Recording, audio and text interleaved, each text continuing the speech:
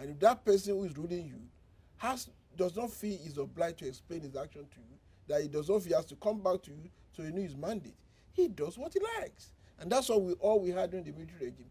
Can you imagine a country for over 13 years, the military rule, not one single dime of what electricity was added to the national grid?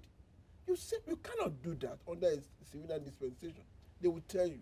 And then we had civilian regime that was more what people call militarized democracy, in which case you did not have internal democracy. People were just picked to be governors, to be senators, and so we did not have proper democracy between 2007 and 2011.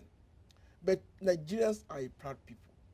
Every Nigerian who went around after 2007 felt embarrassed by the fact that we could not organize a credible election, whereas Ghana next door did that. And of course, President Obama gave us the verdict. He went to Ghana, he didn't come to Nigeria. And many Nigerians, because we are naturally, we are self-conscious, we are national pride, felt insulted and knew that it was because we didn't organize proper democracy.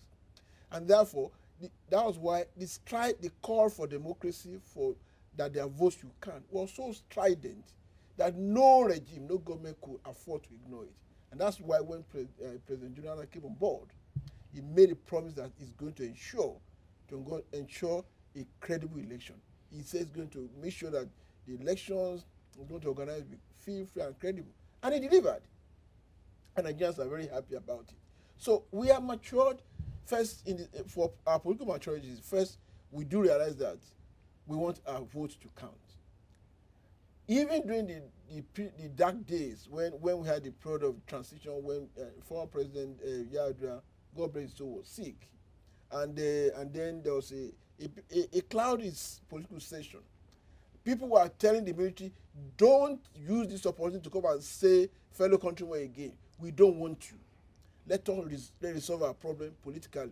We don't want any military imposition. And so we were able to invent, and we are very creative. We invented this thing we call doctrine of necessity. And we got Goodluck Jonathan to become president, which was what was provided for in the Constitution anyway. And he got there, knowing how he got there, the kind of person he is, the kind of personality, very intelligent fellow who knows the problem of the country. He set about to ensure that we have a free, fair, and credible election. Got a very, very decent, very, very honest, very upright, very intelligent, very articulate man to be chairman of INEC, and gave him all the financial support he needed, got the House to pass his budget, and gave him the freedom to organize the election. And we got a free, fair, and credible election. And if you saw the pattern of voting in certain parts of Nigeria, you will see that we are very more matured. People voted not for the parties, but for the personality. They voted all those bad guys. We threw them out.